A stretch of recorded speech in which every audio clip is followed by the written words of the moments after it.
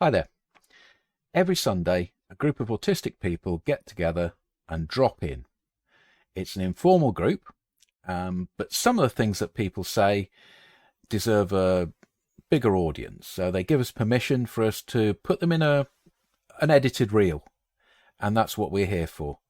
Today's edited reel of the conversations that we have about our own autism. Cheers, enjoy. It's nice to just chill. Back to the wired mouse. These wireless mouses are rubbish. The cheap ones. Yeah, I keep meaning to run a cable so I can plug into the internet instead of using the Wi-Fi, because I think it all just works a little bit better when it's wired in somehow. Is that like the big grey Ethernet cable? Yeah. Yeah, I've had a week of technical issues. It was like almost at critical point of handing my laptop in and getting another one, and then I pressed the button a little bit longer than 5 seconds for switching it off, and I got out of this whole panic, and I thought, wow, it's amazing how seriously you can take some things when, just another point of view can shift it somewhere else. My brain's going a bit slow this evening I've got a headache I'd mentioned, but I'm really overstimulated and my hair's really overstimulating me.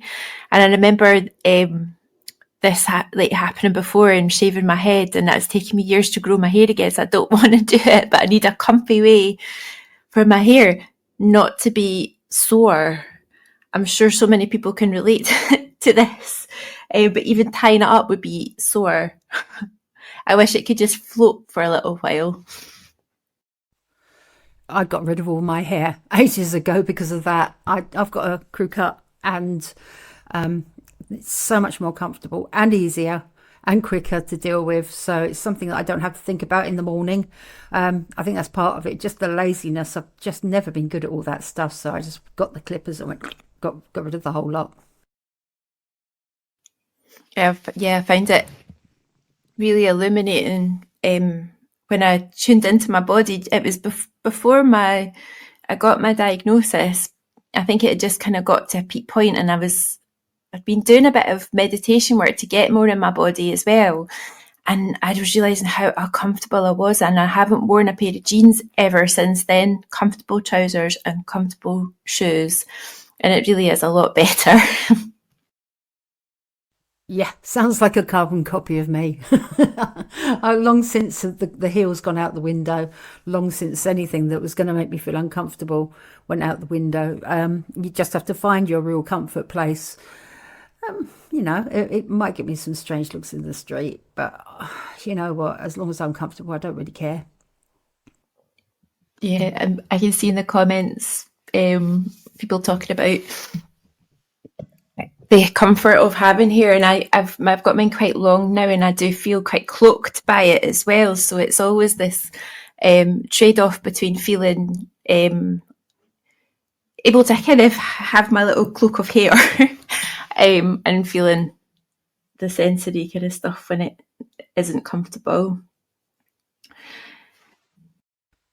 Mine was always like a rat's nest, always like a rat's nest. So I used to try and, there's nothing I can do about it. I've got incredibly curly hair, but it knots and it tangles, and I spent ages on it. And then I got hair straighteners thinking that would help. And, every little step I was just thinking, no, none of this is comfortable for me. And then I just took the plunge, and I did it to quite a long shave. And now I'm like, right down. There's nothing to my hair anymore, but it's great. I mean, I just kind of like it. It's strange, really, how people don't notice or don't care. I've been called a sir a few times in some shops, but I don't mind that. I'd love to shave my head, but I've got these kind of strange moles in my scalp that are easily like scraped, and so I decline, or I would get a razor tomorrow, because I hate going to the barber now. I used to be okay with it pre-pandemic, but now I've been cutting my own hair for a couple of years, which can be good and bad. But going to a barber again is going to be a bit epic. Me too. I can't deal with hairdressers. I've had so many bad experiences just not coping with hairdressers, so I cut my own hair as well. And like you say, sometimes it goes really well and sometimes not so well, but hats are, well, we just put a hat on top of it and then it grows. But I find the hairdresser is just the most overstimulating and uncomfortable place, and I just won't put myself through that again. I once left halfway through a haircut in tears, and I felt so sorry for the poor hairdresser. But it was like I had to run. I was like, just take my money. I need to go. Yeah, it's quite intimidating. It's the waiting I don't like when you're in the queue. But I recently saw some of Jules's pictures, and he wears hats, and I used to wear hats too, but I've had to stop doing it because they seem to trigger these moles.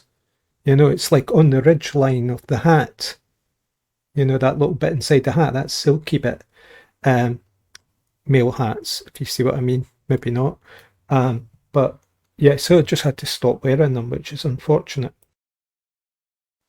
I think the last time I went to a hairdresser's must have been about 5 years ago, I think. And I really didn't like it because I could never explain exactly what I wanted. And I never went out there happy. Not really. You know how they show you the back and you go, oh, that's lovely, that's lovely, that's lovely. And then you leave. And then, I mean, there have been times when I've been like, oh my God, what have I done? You know, what have they done to me? So I just kind of made it my thing then that I had to find a way around this. I couldn't keep, and I don't like. Did Lucy just disappear there? Or was it just me? Because I've got internet connection problems here. Maybe not. What would be ideal is when you get a friend who can come round your house and cut your hair in a very casual way. I had someone who I worked with in an office once who used to do things like that. And it was quite good fun. During lockdown, there were people doing haircuts because you couldn't go to a haircut. Obviously, you couldn't go to the barbers of that. But down the road from me, there's the back of a supermarket, and this woman was running a small hair salon where she just cut it all outdoors in a corner next to a supermarket. I thought, well, I thought that was quite clever, really, because, you know, you shouldn't have been together, but it was like sort of, what would you call it? Like surreptitious, whatever the word is, haircuts. Subversive?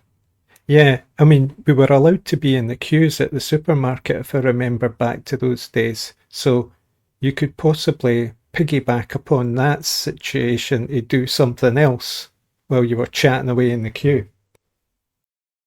Yes, surreptitious was what I was thinking of.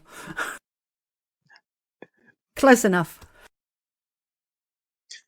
In the glorious 70s, K-Tel, who used to sell the LPs and things, they used to do this hairdressing tool, which was basically a razor with a plastic comb on the end. I think you had a variation of 3 different combs you could put on it for length, and you just went at your head with that thing, and then you went to school the next day, totally like weird.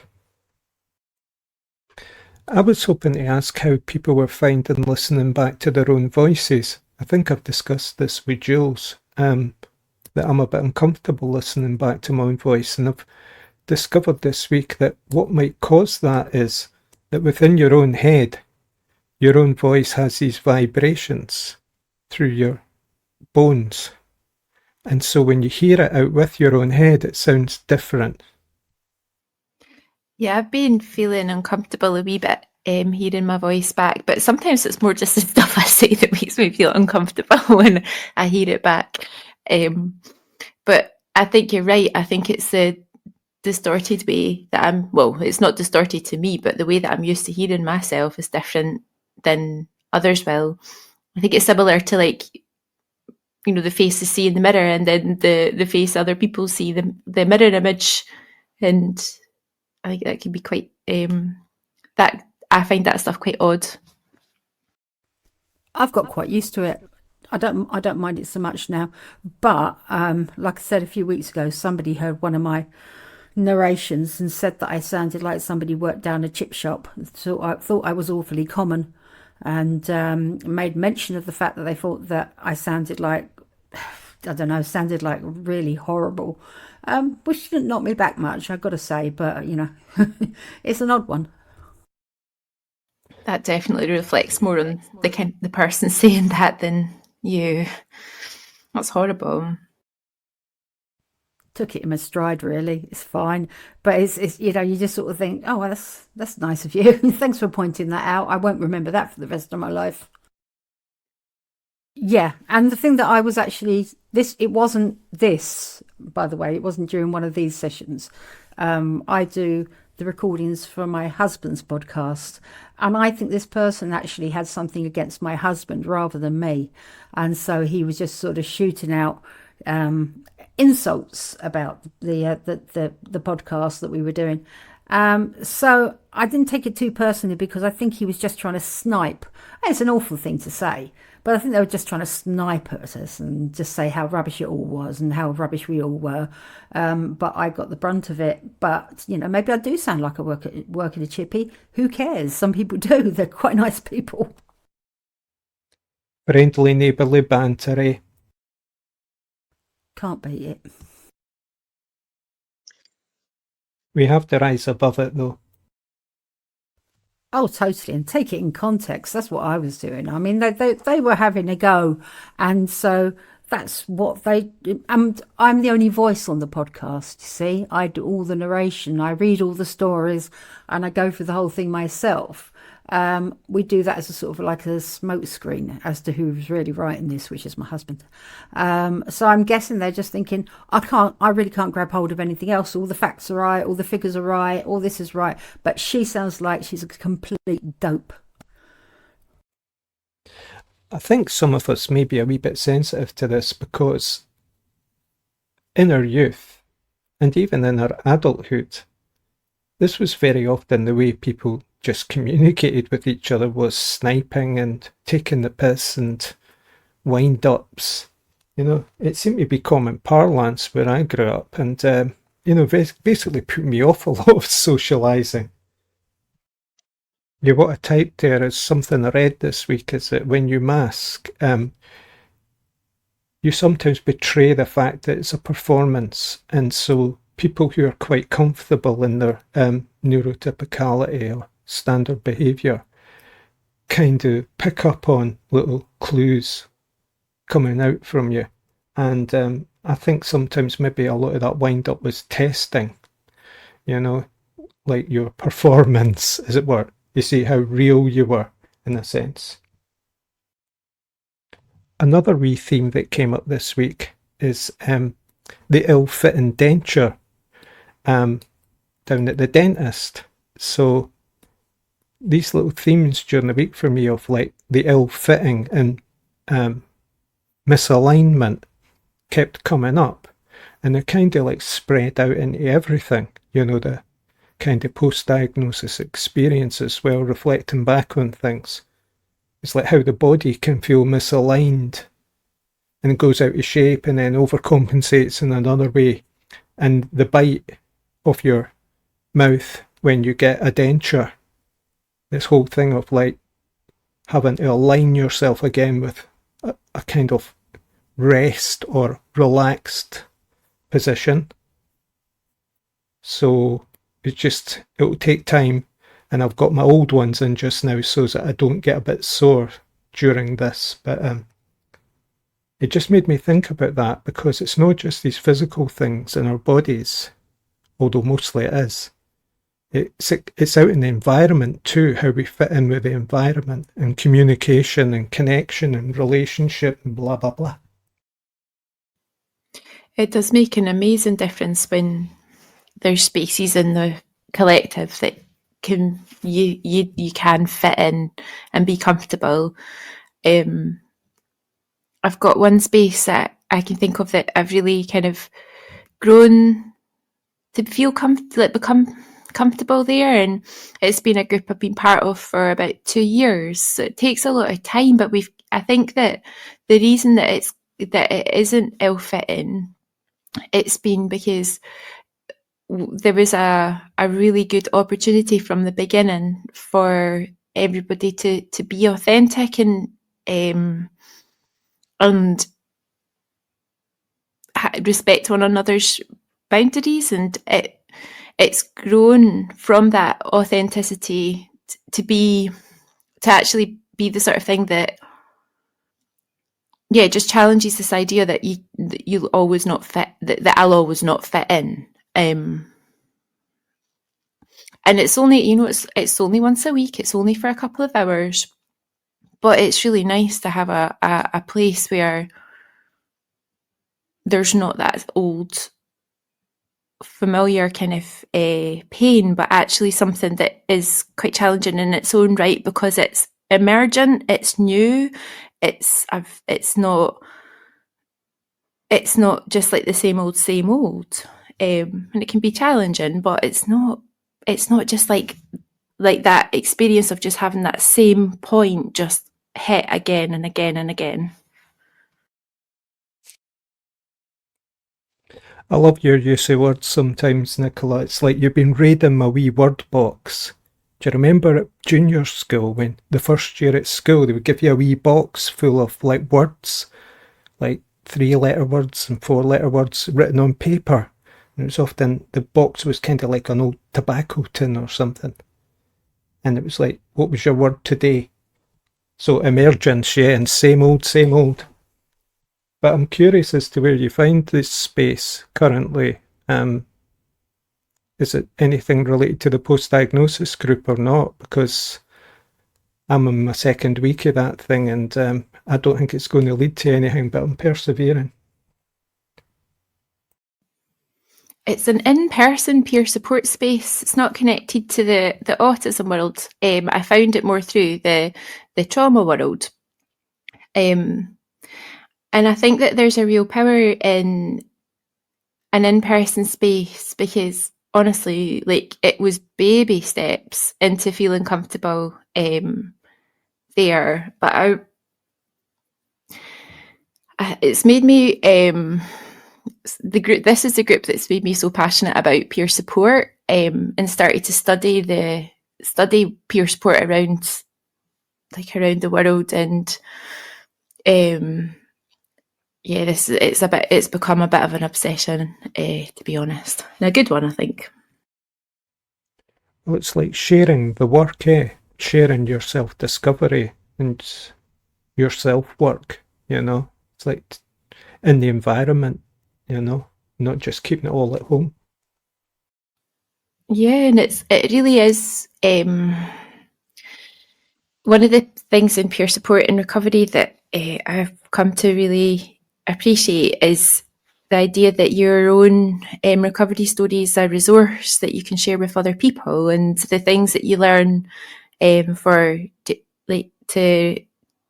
recover and start to sort of thrive in your life are tools that you can tools that you can pass on to other people.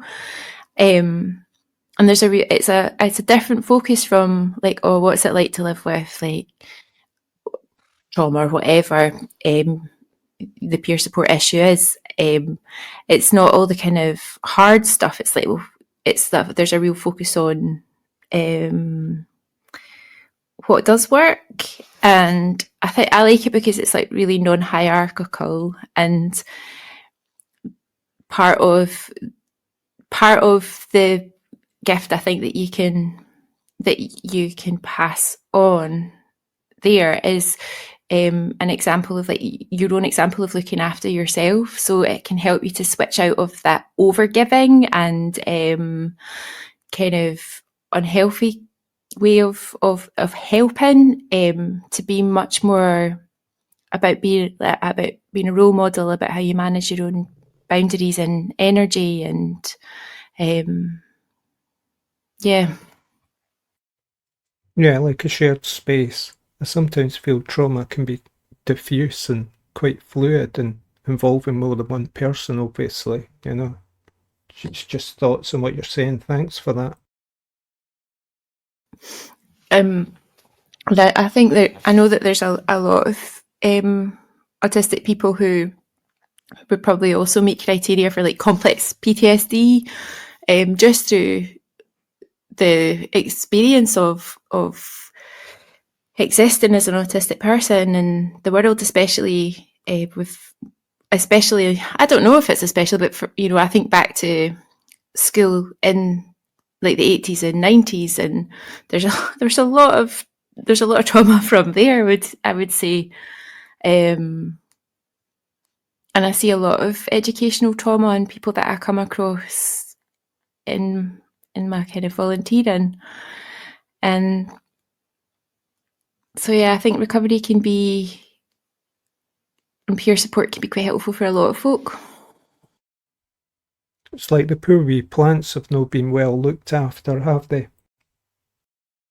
No, absolutely. There's some really deep roots, though.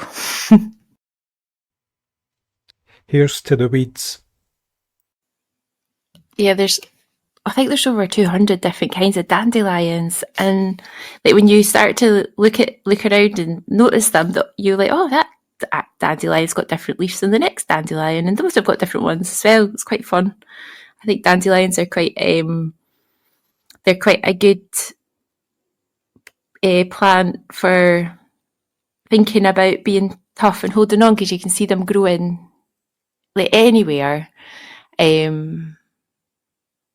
Yeah, I'm a big fan of dandelions. I was going to go off on a tangent there about you doing herbalism, but we can leave that for a later date. But it's I was looking into today how you may identify another autistic person, or whether you can at all. And one of the clues they said, or the hints, the chinks, as Jules said earlier, is that see if I say something 3 times like that, I totally forget what I'm talking about. It's gone. And there's a sign of autism. But one of the signs, I think, is when you have a shared enthusiasm, right? If somebody's really enthusiastic about something, you go, wow, you too. Yeah, that's one of my favourite thing about being autistic and about other autistic people is like when you're able to tap into the things that you're passionate in talking about, and especially if you're able to kind of make connections as well. I've been guilty over the last 2 days of really, really, really, really wanting to talk about like certain subjects, and nobody in my house wants to listen to me. So that's why I'm here. See, I write all those things down in a journal, and I sometimes wonder, who do I want to hear this or read this? Because it can't all just be for me. It's almost like I'm noting things down as a memory aid, but it's also exposing myself to the opening up to whatever these things are that I'm obsessing's not really a good word, passionate about, the flow. And I sometimes admire what Lucy does in her writing, I found it today. I was writing something. I was thinking of Lucy. I thought, this is like that bit where she found that thing. I keep going back to that, but how it triggers a whole flow, just one wee event in your everyday life. Yeah, and I'm always coming across these little things, and I think that's what a lot of my blog's about, is just finding a thing that I can kind of talk about and talk around, and maybe through the lens of being an older person, or try to imagine that person when they were younger. It's all me, but finding that picture, I think that's the one you mean. It's just a place where you can stop and just really concentrate on what I was thinking at that point and what I was doing at that point, and that's kind of, and I wanted to be out there. I mean, the whole point of the blog is that I share it, and I don't want any of this to be just inside my head. I would like to tell the world about it if I can. It's strange how the body can do this to us. It can make our minds think about certain things, and maybe in reaction to a disturbance, like you see in that picture, or today with me just feeling something about something that triggered thoughts that went back in time, and suddenly I'm projecting in my head, a return to a former time, and I'm doing it again, so. And writing is something that can't, you obviously could erase it and get rid of it or whatever, but it's like a permanent piece of, I don't know, of thought. It's a personal train of thought, and I just hope that other people are doing that too, because it's all about finding the piece of your life which set you onto another path, or doing another thing, or having another experience. This whole thing that I did last week about TISWAS and going on television when I was 6 years old, and just trying to get a focus on that little girl and how she was feeling at that time. As it turns out, pretty numb. But it's a really interesting way to try and think about how you've grown and shaped over the years. Do you really have a good recall of that event so long ago? I'm trying to remember when I was 6. That was first year at school. There are things I can vividly remember, like first day at primary school and stuff. But I don't know if people have already discussed your TISWAS appearance in that post. But I was wondering about reactions to it because I was wondering, were your brothers there with you? My brothers were there, but they weren't near me. It's just the way that the studio was planned out. They chose people to stand in one place. They chose people to stand in a different place. So my brothers were the other side of the studio. But during that recording, my sister is there. When you look at the screen, she's slightly on the right in a blue dress. Now, she was put there for my support, really. But, I mean, she's only 4 years older than me, so I don't know how much she could have given. As for memories about the day, not many. I think I was kind of out of my body there. I didn't know what I was doing. I was being pushed here, and then I had to go under a desk, and then they pulled me up, and then I had to say something. But the most of the day is a big grey area that I can't really tell you about. It all happened so very quickly from when we were invited to when we got there, and so there's bits I can go, I completely get that. I remember that totally. But when I was stood there in front of the cameras and 8 million people were watching, 80 million people were watching, it was like, I couldn't get my head around that. I was very, very small. I felt very, very vulnerable. I didn't talk. If you realise, during that bit, I was really, really bad at getting my words together. But most of it is a blank, and there are grey areas in there where I just couldn't tell you what I was thinking. It seemed like, did you have rehearsed lines, or was that one of the other children, and you were interrupted because you were getting ahead of yourself or something like that? See, this out-of-body experience you described there, it's very rare, for a 6-year-old to go through that, but I think it's fairly common. Just going to school, I think, is almost an out-of-body experience.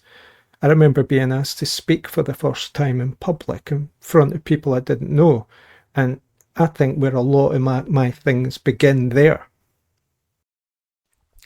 Now, the one thing is that the other people were so very, very rehearsed because they each had a piece of paper to read from in their hands, which said, I'd like to say hello to so-and-so and so-and-so.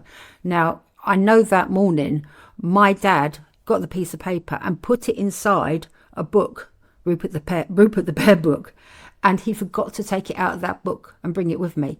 So everything I'm saying there is completely off the cuff. I didn't know what I was going to say next because my little aid memoir that we put together was sitting in the hotel, and I was so panicky because I thought, I don't know what I'm doing here, and I don't know what I'm going to say. So I was making up as I went along, and everybody else looked great, and I looked like a stuttering fool.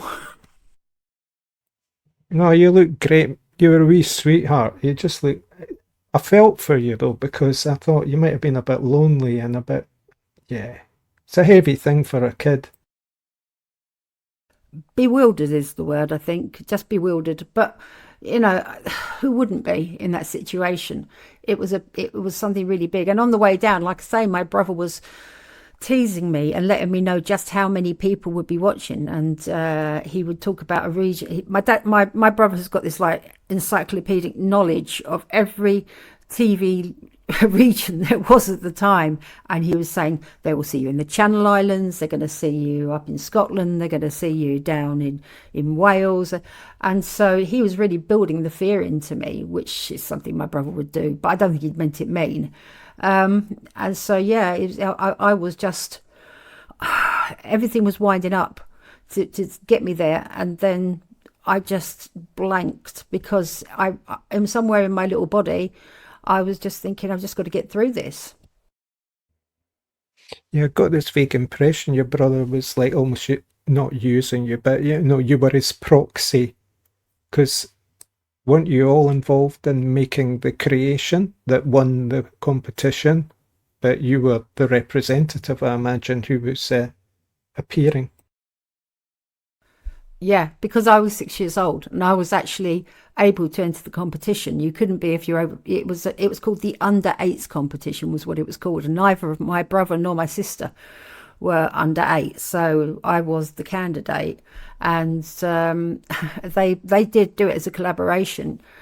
We never thought we were going to win anything, let alone go there. So they just sort of put it in the post, didn't really think about it. And then the letter came back, and that's when I was on. It was like, well, you're the only one who can do this. And because of that, I was there pretty solo. They did all this stuff. They painted the picture and they were talking to me on the train there, whatever. But as soon as you got into that space, yeah, you pretty much feel all alone. And at 6, that's like, where you've got a camera in front of you. Yeah, it's scary stuff. I suppose all kids at that age think it's an adventure, but when you're undiagnosed autistic, you wonder if it's really an adventure. Bewildered, you use that word, and you can tell one of my obsessions is words. Bewildered is a great word, to get lost in the woods, really. Yeah, lost in the woods. That's good. I like that. Yeah, that's pretty much it. And it now looks like there's sort of blips and pieces of the day. I remember there being some famous people on there, and them being in the crowds. And I remember bits like that. I think right at the end I met, do you remember Richard O'Sullivan? Used to play Dick Turpin. Doctor. Yeah, that's him. Man about the house, yeah. Man about the house, yeah. Yeah, he came over. They were doing this little skit at the end where they're all wearing fezzes, doing a Tommy Cooper impression. And he came over and he got the little fez and popped it on my head as I left the studio. And the strangest part about this is my dad, who is, as I always say, the most autistic man in the world, didn't want to stay. So we had this whole thing planned for the rest of the day where we were going to go out and they were going to give us a meal and all this sort of stuff. And he went, no. And we all had to get on the train home and just leave. So it sort of started and finished really abruptly. Yeah, the stress can be infectious, can't it? Yeah, and my dad wasn't really stressed. He was more sort of like, I don't even know what I'm doing here. Not comfortable going home. And just as a little add-on, I don't know if you want to know about this, but I'm actually really not scared about talking. I've been on television lots of times, and I've done a lot of radio interviews. And if somebody points a microphone at me, when we had the, because I live in Salisbury, we had the Novichok thing, as you might remember. And so there were a lot of reporters from a lot of places all over the world just descended on where I was working, and they would come in and ask for sound bites or can I please talk to them about it. And I don't have any fear of that at all. I was like, yeah, go on, bring it on. And it's almost like it's my chance to go out there and play and be loud and do the thing. I don't mind a microphone.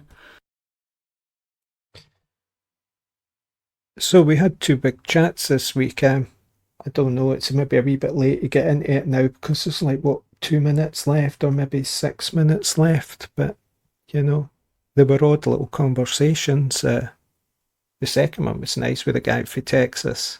In fact, I looked up his YouTube stuff and he's in some great conversations on there. He brought up this amazing concept where his friend did called the scarcity mindset. It's this whole thing of like we thrive on lack and we've got to achieve. But the first one had its technical problems, so I don't know much we'll get out of that one, but it was an intriguing subject anyway, made me think. Well, Lucy, I won a competition once on Radio 4th, which is our local independent radio station that started in 1975. And in the first year, they had a competition where you phoned in, guess the language. They would play a tape backwards and you had to guess the language. And I won it. And I was terrified just appearing on the radio. I got a bit addicted to it. I was living on my own in Camberwell, and I had the whole day to myself. And I don't know if you know Danny Baker. He's a musical journalist. Yeah. I used to phone his program regularly. I felt like I was sort of safe there. I don't know why, but I've done all sorts of things. I used to tell sort of anecdotes about my family. And used to tell anecdotes about, great one about my dad, but I won't go into it now.